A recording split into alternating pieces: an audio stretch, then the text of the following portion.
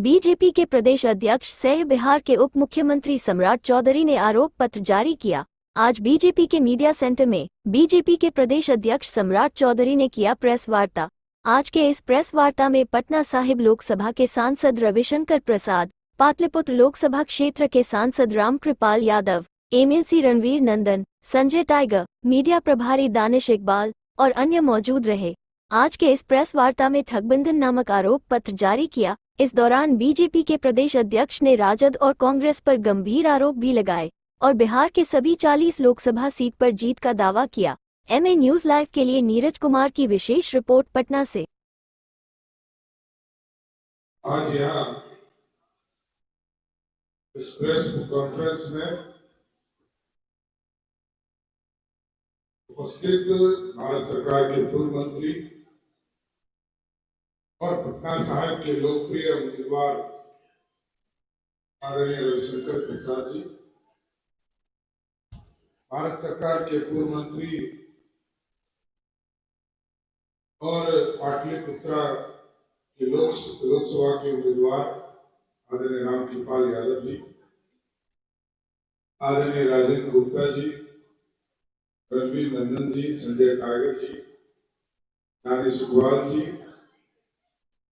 और आप सभी मीडिया के साथीगण, आज हम लोगों ने महागठबंधन, ये जो नाम बदलकर जो यूपीए हुआ करता था एक जमाने में, नाम बदलकर I.N.I.India का जो फुल फॉर्म बनाया है, ये पूरी तरह ये नकली राष्ट्रवाद दिखाने का प्रयास है और ये लोग भारत को श्रेष्ठ करने के लिए नहीं बैठे, ये भारत को तोड़ने वाले संगठन थे। और आपने देखा होगा कि कई संगठनों ने अपने बयान जब घोषणा पत्र जारी किया, उसमें स्पष्ट हो गया, कुछ लाल झंडे के लोगों ने तो यहां तक कहा कि जो परमाणु हथियार हमारे पास है, जब हमारी सरकार बनेगी तो हम इसको समुद्र में डाल देंगे। आप सोचिए, भारत को कमजोर करने वाले, महागठबंधन बनाने वाले, और पूरा देश जानता है कि कांग्रेस पार्टी ने 55 साल इस देश में राज किया, कैसे कोयला का घोटाला हुआ, 2G का घोटाला हुआ और कांग्रेस पार्टी के जीजा जी का भी घोटाला हुआ। पूरे देश ने देखा। राष्ट्रीय जनता दल बिहार में सरकार में रही तो कभी चारा खाने का काम किया, कभी हलकतरा पीने का काम किया, और आज तो सिर्फ और सिर्फ परिवार के लिए लालू प्रसाद जी का जीवन भी समर्पित है। कोई बिहार के कल्याण के लिए कोई काम लालू प्रसाद जी ने लंबे समय तक बिहार की राजनीति में काम किया, लेकिन कभी गरीबों का चिंता नहीं किया। और बिहार में घोटाला का सीरीज बन गई कि मुख्यमंत्री रहते हुए वो चारा के आरोप सिद्ध हुआ, उनको सजा हुआ, और राहुल गांधी की कृपा से जब ऑर्डिनेंस मारे गए तो आज लालू जी मुखिया भी नहीं बन सकते। एनडीए के साथियों ने तो जो प्रमाण दिया उससे स्पष्ट था कि लालू जी ने भ्रष्टाचार और घोटाला किया। तो आज स्पष्ट है कि ये पूरी तरह गठबंधन के पूरे डिटेल में हम लोगों ने जो कांग्रेस के पाप है इसको बताने का काम किया।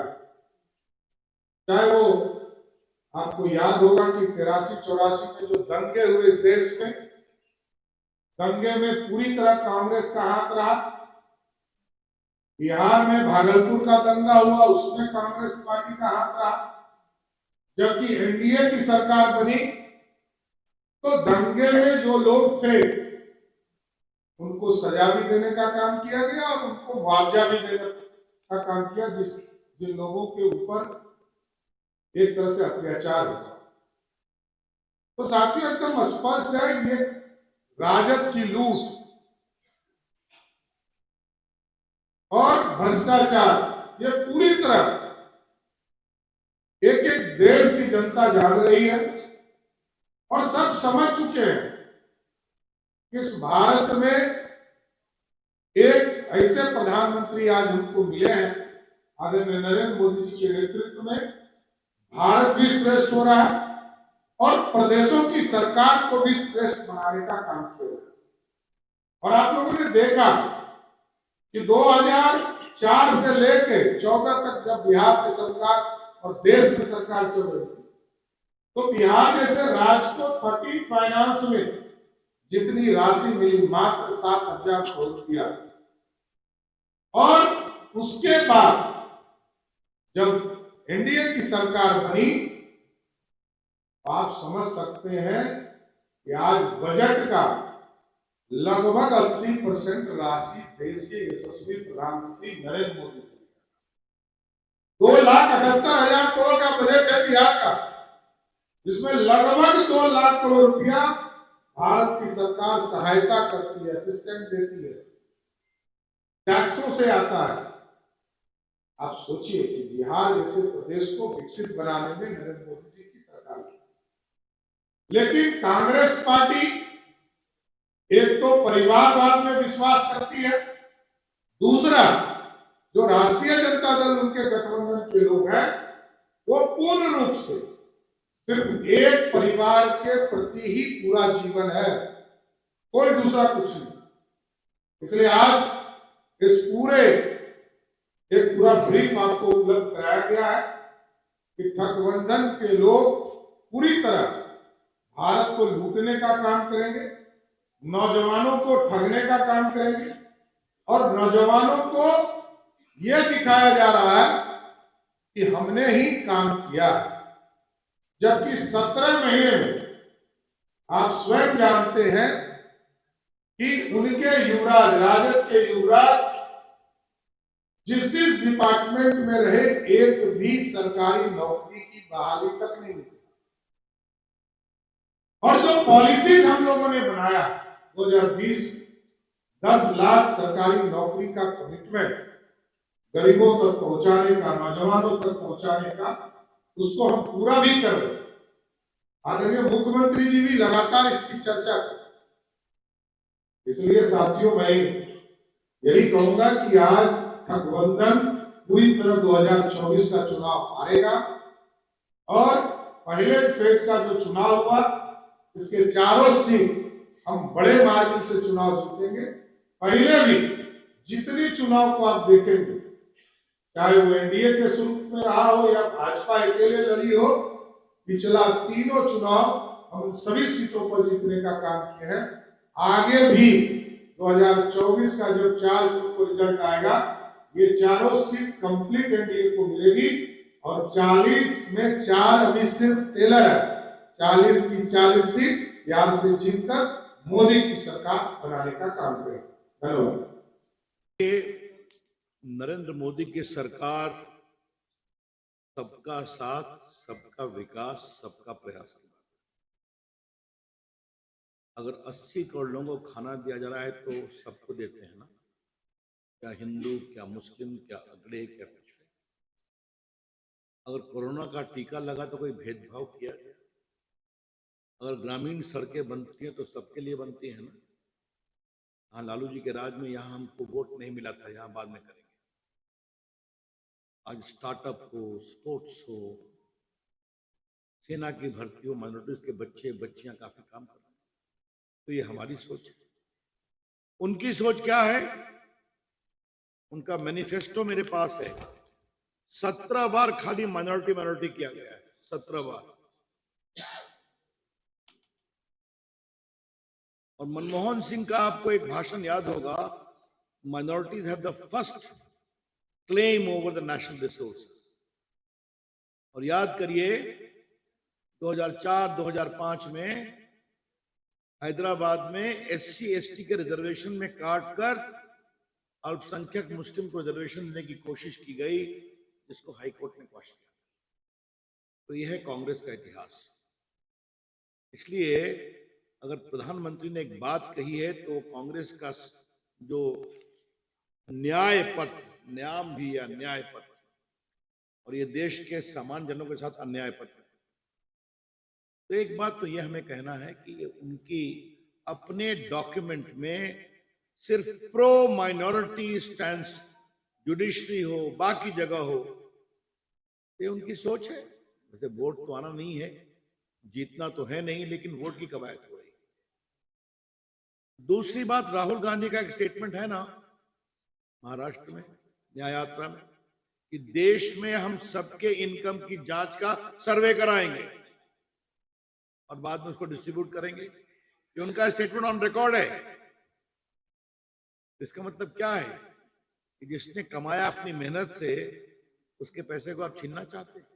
यही तो बात कही गई है। तो कांग्रेस पार्टी हाय तबाह क्यों मचाई? इसलिए प्रधानमंत्री ने जो सच्चाई है वो देश के सामने रखा है, जो उनके मैनिफेस्टो से साबित होती है।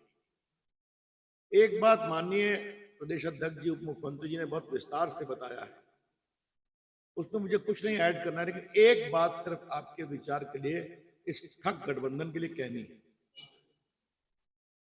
सोनिया गांधी, राहुल गांधी दोनों भ्रष्टाचार में आरोपी हैं कि नहीं, बेल पर हैं कि नहीं नेशनल हेराल्ड केस में? लालू जी को अलकतरा घोटाले में सजा हुई है कि नहीं 3-4 केस में? जमीन दो नौकरी लो, इसमें लालू जी, राबड़ी जी और तेजस्वी जी को खिलाफ कार्रवाई हो रही है कि नहीं हो रही है? दिल्ली के मुख्यमंत्री भ्रष्टाचार में जेल में है कि नहीं? बार बार कोर्ट उनके पिटीशन को रिजेक्ट करता है। और हमारे झारखंड के मुख्यमंत्री भी भ्रष्टाचार के मामले में जेल में है। ये गठबंधन बन करके देश को न्याय देगा। ये सिर्फ ठगबंधन नहीं है, ये लूट बंधन है। इतना ही हम कहना चाहेंगे। इसलिए सब बड़े बड़े नेताओं की मैंने बात कही, छोटों की बात नहीं। धन्यवाद। सुनील चौबे जी हमारे पार्टी के वरिष्ठ नेता है और उनके मार्गदर्शन में पार्टी चलती है। कहीं पार्टी में उनका आज भी सम्मान है और कल भी सम्मान है। ये सोच आपकी बहुत दिनों से, आपकी व्यक्तिगत नहीं कि एकाध दिखावे के लिए टिकट दो, लेकिन उनकी प्रामाणिक विकास की चिंता नहीं करो। इसलिए मैंने अपने टिप्पणी में मोदी जी की सरकार ने देश के अल्पसंख्यक, गरीबों, वंचितों के लिए क्या काम किया आपको बताया। और मोदी जी की सरकार है जिसने एक सम्मानीय दलित को देश का राष्ट्रपति बनाया, एक बहुत सम्मानीय आदिवासी नेत्री को भारत का राष्ट्रपति बनाया। लेट अस नॉट आर्ग्यू, मैंने रिप्लाई दे दिया।